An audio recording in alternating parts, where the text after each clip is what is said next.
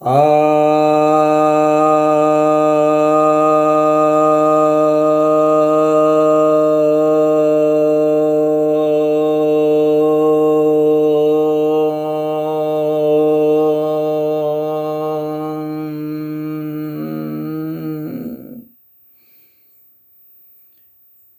सभी भक्तजनों को सप्रेम नमन। भक्तों, पिछले वीडियो में बताया गया था कि यह नवदुर्गा का महामंत्र महामाया का मंत्र है। तो आज जो है उसके अगले भाग पर हम चलते हैं। तो यह जो अगला भाग है इसमें बताया गया था पिछली बार की जो ओम है उसका क्या अर्थ है, उसे इसमें कैसे प्रयुक्त करते हैं अथवा नहीं करते हैं तो उसके क्या फायदे नुकसान हो सकते हैं। तो यह जो है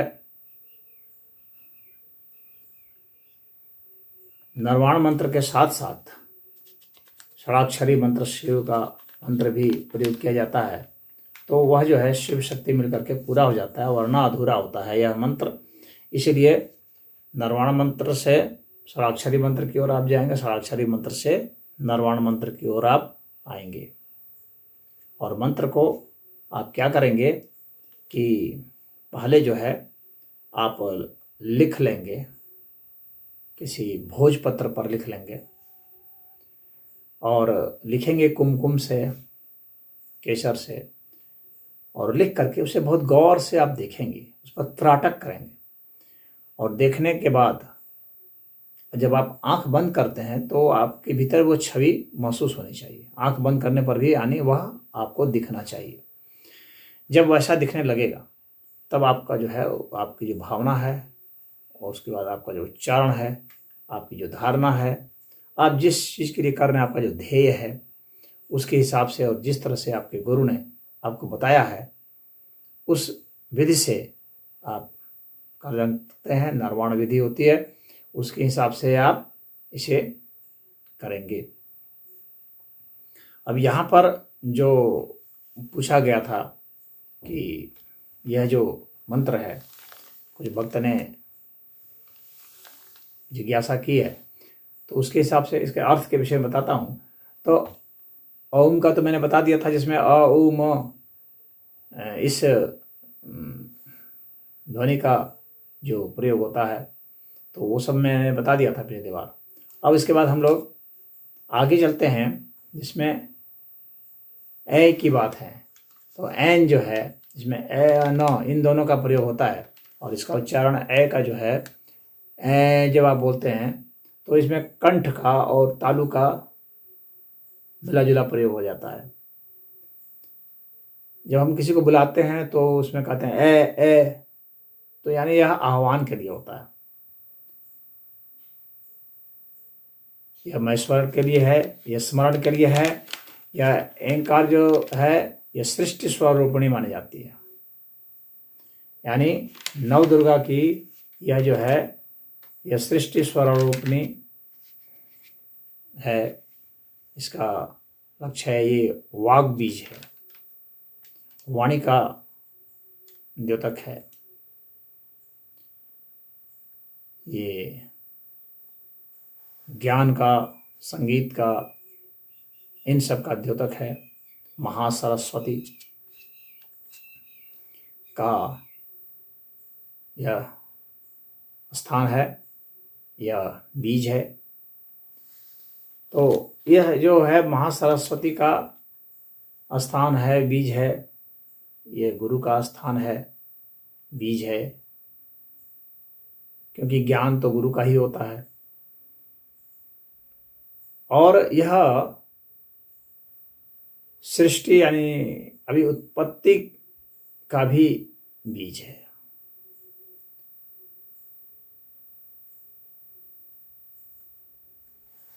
तो इसलिए एन जो है, इसमें जो न प्रयोग होता है एन, तो अधिकतर लोग एन ही करते हैं प्रयोग।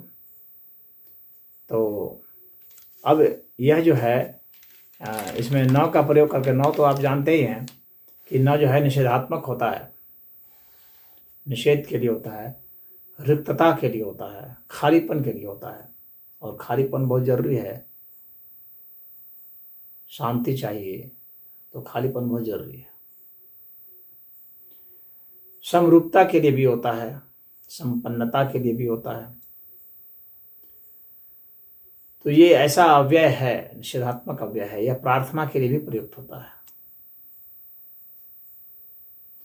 और हमारी जो कामनाएं हैं, चूंकि सृष्टि स्वरूपनी है, तो सृष्टि तभी होगी जब कामना होगी। कामना होने से ही रचना होती है, तभी हम कुछ न कुछ बनाते बिगाड़ते हैं। तो यह जो है सृष्टि स्वरूपणी है। यह स्मरण का भी है, क्योंकि ज्ञान जब है तो स्मरण होना चाहिए, बिना स्मरण के कोई ज्ञान नहीं होता। स्मरण शक्ति जो है वही हमें ज्ञान की ओर ले जाती है। तो इसलिए यह जो है स्मरण शक्ति क्या भी द्योतक है। अब इसके बाद जो है हम आते हैं कि एन, ओम, एन, इसके बाद ह्रीम। यहां पर जो बिंदी है, अनुस्वार है, उसका उच्चारण स्थान तो म है, दंत है इम का, लेकिन सिर्फ न जो है, जो उसका अनुस्वार जो है वो तो नाक होता है। लेकिन उसके लिए ये मुंह का बंद होना जरूरी है।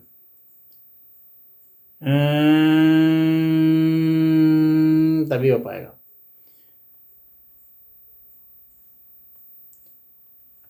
ये जो वाइब्रेशन होता है, कंपन होता है शरीर में, इसमें नरवाण मंत्र जो है ना, इसमें हर ध्वनि का प्रयोग किया गया है, जो कि हमारे शरीर को, हमारे दिमाग को, हमारे हर चीज को प्रभावित करती हो।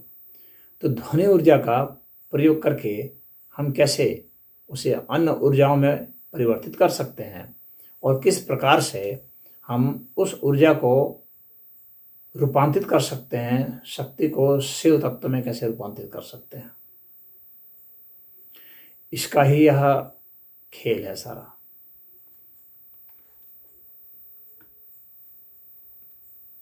तो जब अनुस्वार का उच्चारण करते हैं, नासिका का उच्चारण करते हैं, तो हमें स्पंदन की ओर ले जाता है, वाइब्रेशन की ओर ले जाता है, तो वह शक्ति जो वाइब्रेशन करा सकती है। और फिर जब हम साइलेंट होते हैं तो वह वाइब्रेशन किस तरह से शांत हो जाता है और रिक्तता में चला जाता है, वह बहुत महत्वपूर्ण होता है। तो म और न का जो उच्चारण है यह बहुत महत्वपूर्ण है। तो ये जो मंत्र जो दृष्टा होते हैं, तो ये देखते हैं कि इसमें कौन कौन सी ध्वनियाँ प्रयोग होने पर किस किस तरह का प्रभाव आते हैं हमारे शरीर में। तो न नासिका का प्रयोग होगा, म का प्रयोग होगा, तो हमारे मस्तिष्क जो है उस पर बहुत ज़्यादा इफेक्ट आता है, हमारे हृदय का बहुत ज़्यादा इफेक्ट आता है, हमारे फेफड़े पर बहुत प्रभाव आता है, गले पर बहुत प्रभाव आता है। तो गले के रोग हों, चाहे हृदय के रोग हों, चाहे फेफड़े के रोग हों, चाहे मस्तिष्क का रोग हो, चाहे नासिका संबंधित कोई रोग हो, ये सारे रोग ठीक हो जाते हैं। तो यह समझना चाहिए ध्वनि का क्या इफेक्ट होता है। तो ये मंत्र जो है, ये ऐसा नहीं कि कह दिया गया कि ये जो है रोगनाशिनी मंत्र है, तो ऐसा यूं बोल दिया गया। वास्तव में कैसे कैसे होता है, अभी आपको इसका विज्ञान भी समझना पड़ेगा। उस ध्वनि से प्रयोग होता है। और आप जानते हैं कि प्राणायाम में भी भ्रामरी प्राणायाम होता है, उसका प्रभाव क्या होता है योग में बताया जाता है। तो वो उसका प्रभाव यहाँ पर अपने आप ही मंत्रोच्चार से हो जाता है। तो अब यहाँ पर जो ह का उच्चारण है, ह की जो ध्वनि है, ह जब बोलते हैं तो हमारा कंठ से निकलता है, और इसमें बहुत ताकत लगानी पड़ती है। अ में ताकत कम लगानी पड़ती है, ह बोलेंगे तो ज़्यादा ताकत लगानी पड़ेगी। हालांकि दोनों का उच्चारण स्थान जो है जो कंठ ही होगा। तो यह जो है, इसके कारण जो है क्या, इसमें गर्मी आती है, हीट होता है, यानी ये ताकतवर होता है। यह वर्ण ताकतवर होता है, इसमें ताकत की जरूरत पड़ती है। तो जहाँ पर भी ह को शिव स्वरूप कहा जाता है, यह आकाश का द्योतक है। ये खून का भी द्योतक है, शून्यता का भी द्योतक है, ज्ञान और ध्यान का भी द्योतक है। यह जो है कारण का भी द्योतक है। तो ह बहुत महत्वपूर्ण ध्वनि है, ताकतवर ध्वनि है। काली जी का एक मंत्र होता है जिसमें ह में ऊ लगाते हैं हो, तो उसकी ताकत और बढ़ जाती है। लेकिन ह अपने आप में बहुत ताकतवर है, और सिर्फ ताकतवर ही नहीं है बल्कि चूंकि इसके साथ अ ज़्यादा मिला हुआ है, अ और ह दोनों का उच्चारण स्थान एक होने के कारण क्या होता है, ये दोनों एक तरह से मिश्रित होता है। तो इसलिए अ का ही भी अ जो है शांतिदायिनी होता है, उसका अच्छा प्रभाव होता है, विस्तार लिया होता है, अनंत का द्योतक है। तो ये दोनों का मिक्स्ड प्रभाव होता है। ये अ की ही एक तरह से विकृति है ह, और ही जब विकृत अर्थ में ह ध्वनि बन गई है। तो यह जो ह है, तो अब इसी में र आ जाता है। ह्रीम जब बोलेंगे तो उसमें ह में र है, तो ये रिम जो बोलते हैं, ह्रीम, री जो उच्चारण होता है, तो यह जीभ का प्रयोग इसमें होगा। अब मूर्धा का प्रयोग होगा। ह्रीम, र जब बोले र, तो ये जो उष्म वर्ण होता है, काफी इसमें ताकत होती है र में। तो जिस भी व्यक्ति के नाम में र शब्द का प्रयोग है, ह शब्द का प्रयोग है, ल शब्द का प्रयोग है, ड शब्द का प्रयोग है, काफी ताकतवर व्यक्तित्व होता है। ट शब्द का प्रयोग है, तो ऐसे व्यक्ति जो होते हैं जिनके नाम के साथ ही लगा होता है, आप देखेंगे वे बहुत ताकतवर व्यक्ति होते हैं। उनका समाज में नाम यश पद होता है। जैसे रणधीर, तो रणधीर सिंह अगर कहेंगे, बहुत ताकतवर व्यक्तित्व उभरता है।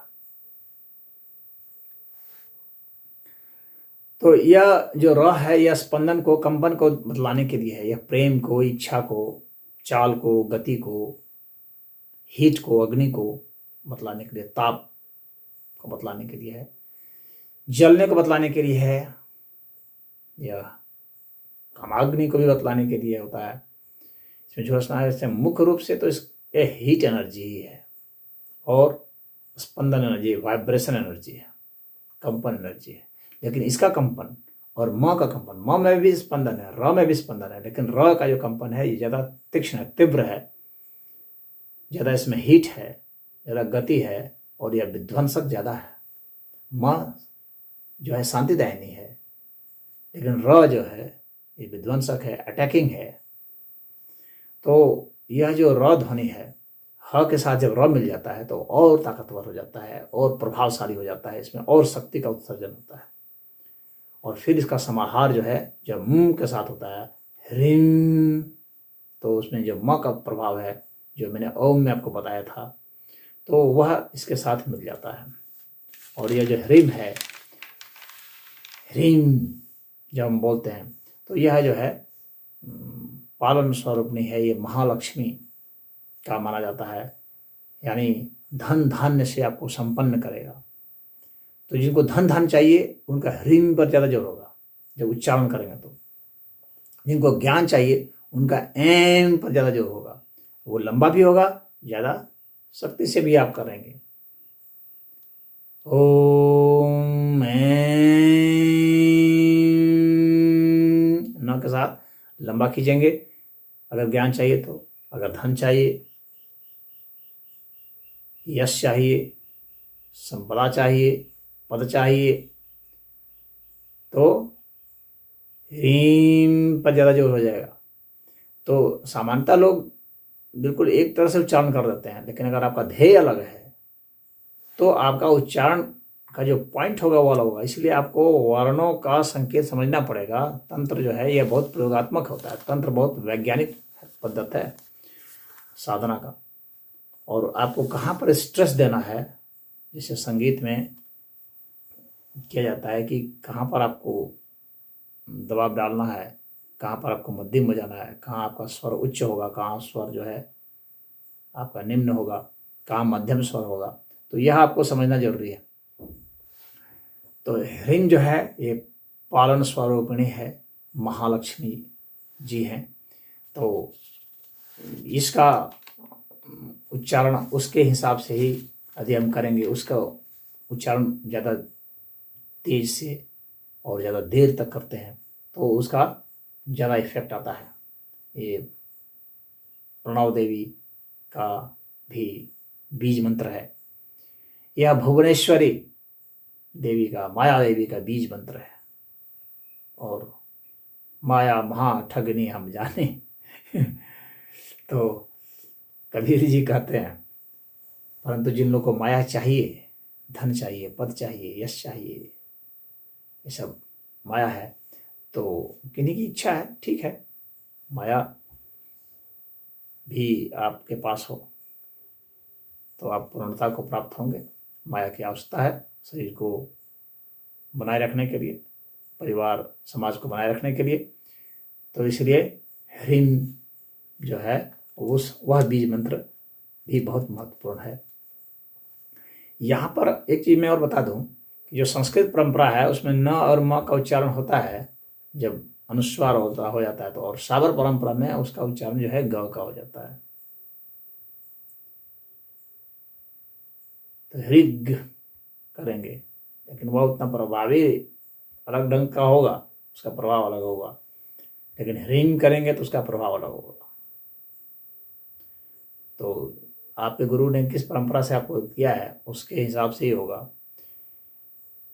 गुरु से दीक्षा जो है यह बहुत जरूरी है, इसलिए क्योंकि गुरु के माध्यम से ही अगर शक्ति उधर से हो करके ही आपके पास आती है तो आपको नुकसान नहीं पहुंचाएगी, क्योंकि वो छन करके आएगी। आपको कितनी ज़रूरत है वो गुरु के माध्यम से ही आएगी। जैसे कि हम लोग बहुत हाई वोल्टेज से एक मेन स्विच रखते हैं, फिर जो है एक साधारण सा स्विच रखते हैं जिसमें कम वोल्टेज का होता है, जिससे कि जो हमारा अप्लायंस है वो ख़राब नहीं हो जाए, हमारे जो उपकरण है वो बिगड़ नहीं जाए। तो उस तरीके से ही यह होता है। तो गुरु का इसमें बहुत बड़ा रोल होता है। तो गुरु के माध्यम से ही यदि आप आते हैं तो वह अच्छा होता है। और यहाँ पर तो भारत में परंपरा रही है कि गुरु दीक्षा लेने की, और अगर आप शिव को ही गुरु मान करके चल रहे हैं तो फिर शिव ही रक्षा करेंगे। माता को मान के चल रहे हैं गुरु के रूप में तो माता ही रक्षा करेगी, नव दुर्गा रक्षा करेगी। मान लीजिए कि कोई गुरु नहीं बना पाया या किसी गुरु के पास गया, उसने कहा चलो चलो हम नहीं बनाते तुमको गुरु, जाओ जाओ, चेला नहीं बनाते, जाओ जाओ, तो वैसी स्थिति में क्या होगा, वो व्यक्ति क्या करेगा? तो वह जो है फिर उसके भगवान ही गुरु है। कोई जरूरी नहीं है कि आदमी ही गुरु हो, भगवान भी गुरु हो सकते हैं। तो उनके माध्यम से आ जाए। गुरु तो मूल अर्थ में ज्ञान को कहते हैं, तो उसके माध्यम से भी आ जाएगा। और इस तरह से अगर आपके पास भौतिक गुरु हैं जिससे आप संवाद कर सकते हैं तो वह भी ठीक है। और नहीं तो फिर आपके भीतर वो श्रद्धा, वो प्रेम, वो करुणा भाव है तो फिर भगवान स्वयं ही आपके गुरु के रूप में है। माता जी, नव दुर्गा जी स्वयं ही आपके गुरु के रूप में हैं। तो उनसे भी आपको प्रेरणा, प्रोत्साहन और संदेश आपको मिलते रहेंगे। अब इसके बाद जो है क्लीम जो है वह बीज मंत्र है। तो यह जो क्लीम है यह कामदेव का, काली का, भगवान कृष्ण का, संहार का, इन सब का बीज है, काम बीज है यह क्लीम। तो इस क्लीम में क जो है ये अर्ध क है, और क का जो उच्चारण स्थान है, क जब आप बोलते हैं तो इसमें कंठ का प्रयोग होता है। ये ब्रह्मा विष्णु का स्थान माना जाता है, सूर्य का स्थान माना जाता है। बहुत ज्यादा इसमें ऊर्जा चाहिए क जब बोलेंगे तो। ये किरण से संबंधित भी है, रुद्र भी, क से रुद्र का भी होता है ये भी रुद्र का स्थान होता है। ये मन का, शरीर का, काल का, धन का, प्रकाश का, शब्द का, अग्नि का, बहुत बहुत हीट चाहिए इसको उच्चारण करने के लिए, वायु का, सुख का, क्योंकि काम से संबंधित है तो सुख की बात तो इसमें आ ही जाएगी, आत्मा का, आकर्षण का, ध्वनि का, इन सब का ही द्योतक है। यहाँ तक कि पक्षी का भी द्योतक है। अब इसके बाद है ल। ल का जो उच्चारण स्थान है, जब ल ल बोलते हैं तो इसमें जीभ, तालु और दांत, इन तीनों का ही प्रयोग हो जाता है।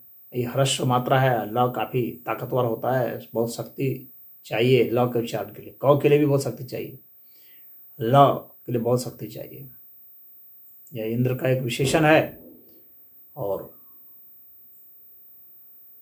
ये काल का द्योतक है, समय का। कोई भी जो शक्ति है वो किसी समय में ही प्रकट होगी, इसलिए ल का बहुत जरूरी है। किसी समय में प्रकट होकर किसी समय में प्रयुक्त होगी, प्रयोग में आएगी, प्रभाव डालेगी। समय जब नियंत्रण में होता है तो शक्ति भी नियंत्रण में होती है। समय के आप दृष्टा होंगे, समय को आप भांप सकते हैं जब, तो उसके हिसाब से आप अपने शक्ति को बदल सकते हैं, प्रयोग कर सकते हैं। हाथ की शक्ति का, आंख की शक्ति का, कान की शक्ति का। इसके लिए आपको समय का बोध होना चाहिए, हमें किस समय किस शक्ति का प्रयोग करना है, कहाँ पर मुंह का प्रयोग करना है, कहाँ वाणी शब्द का प्रयोग करना है, कहाँ पर अन्य इंद्रियों का प्रयोग करना है, कहाँ घ्राण इंद्रिय का प्रयोग करना है, कहाँ श्रोत्र इंद्रिय का प्रयोग करना है। सब जो है ये दिशा पर है। तो ये जो मंत्र होते हैं ना, ये दिशा को भी बतलाने के लिए होते हैं और समय को बतलाने के लिए होते हैं। किस डायरेक्शन में प्रयोग करेंगे, किस समय प्रयोग करेंगे। तो मंत्र में ये सारे गुण होने चाहिए, अन्यथा वह मंत्र अधूरा हो जाएगा। हमारा जो ध्येय होता है उसके हिसाब से दिशा तय होती है और उसके हिसाब से समय भी तय होता है। जैसे अगर हमारा ध्येय पवित्र है, यदि हम सात्विक ध्येय रख करके मंत्र का उच्चारण करना चाहते हैं, प्रभाव चाहते हैं, तो हमें ब्रह्म मुहूर्त का जो समय होता है, यानी प्रातः काल का जो समय होता है, वह चुनना चाहिए, भोर का समय। लेकिन अगर हमारा उद्देश्य धन प्राप्ति यानी राजसी चीजें हैं, धन पद यश, तो उसके लिए तो दिन का समय ही उचित होता है। तो इसलिए समय का बोध होना जरूरी है। जिस व्यक्ति को समय का बोध नहीं है, वो तुक्के में ही उच्चारण किया जा रहा है, मंत्र का पाठ किया जा रहा है, तो उसका क्या फल होगा? उसके विपरीत फल भी आ सकता है। उस दिन जो फल सोचा नहीं होगा वो फल आ जाएगा। उसी तरह से रात्रि का समय है। रात्रि का समय ये अंधकार पक्ष है, तामसी पक्ष है। तो शत्रु का विनाश करने के लिए, रोग का विनाश करने के लिए, भय का विनाश करने के लिए रात्रि का समय चुना जाता है। अगर कोई बात बहुत भयभीत रहते हैं, आपको डर लगता है, तो आप सुबह के समय में अगर मंत्र का उच्चारण करेंगे, नारायण मंत्र का, तो उतना प्रभाव नहीं आएगा। आपको रात्रि का समय चुनना पड़ेगा, तब उसका प्रभाव आएगा। शत्रु का विनाश करने के लिए रात्रि का समय चुनना पड़ेगा। कहने का मतलब है कि समय का बोध आपको होना चाहिए। ये और ये ल जो है, ये समय का बोध कराता है और सभी अवस्थाओं को प्रकट करता है। उसके बाद जो है ई का है, क्लीम। तो ई जो है, ई जब हम करते हैं तो इसका उच्चारण स्थान तालु और विवृत होता है। तो विवृत होता है, तालु का है, उसका प्रयत्न होता है ई। और ऐसा ऐसा कब होता है आप देखेंगे, जब हमें यदि पीड़ा होती है तो ई करते हैं, शोक होता है तो फिर ई करते हैं, दर्द होता है तो ऐसे करते हैं। तो ये इसको भी बतलाने के लिए। तो हमारे में किस तरह की भावना होती है, उस समय हम किस तरह की ध्वनि निकालते हैं, इसका भी मंत्र दृष्टा ने अनुभव किया है। उसके हिसाब से ही मंत्र आते हैं। खिन्नता होती है तो भी ई का प्रयोग करते हैं, क्रोध होता है तो ई का प्रयोग करते हैं। तो यह लक्ष्मी को बतलाने के लिए है, गुणी को बतलाने के लिए है, शूल यानी दर्द को बताया। और तीनों प्रकार के शूल हैं, आधि भौतिक, आध्यात्मिक, आधिदैविक, तीनों प्रकार के जो शूल होते हैं उनको बतलाने के लिए है। ये जो है चमकने के भी अर्थ में प्रयोग होता है, कहीं आने जाने के लिए, गमन करने के लिए भी प्रयोग होता है। ओम ऐं ह्रीं क्लीं, इसमें जो म है जो अनुस्वार का है तो उसका जो ओम में जो है इफेक्ट, वही इफेक्ट इसमें भी आएगा जब हम क्लीं में प्रयोग करते हैं, यानी उसके साथ संयुक्त प्रभाव यह रखेगा।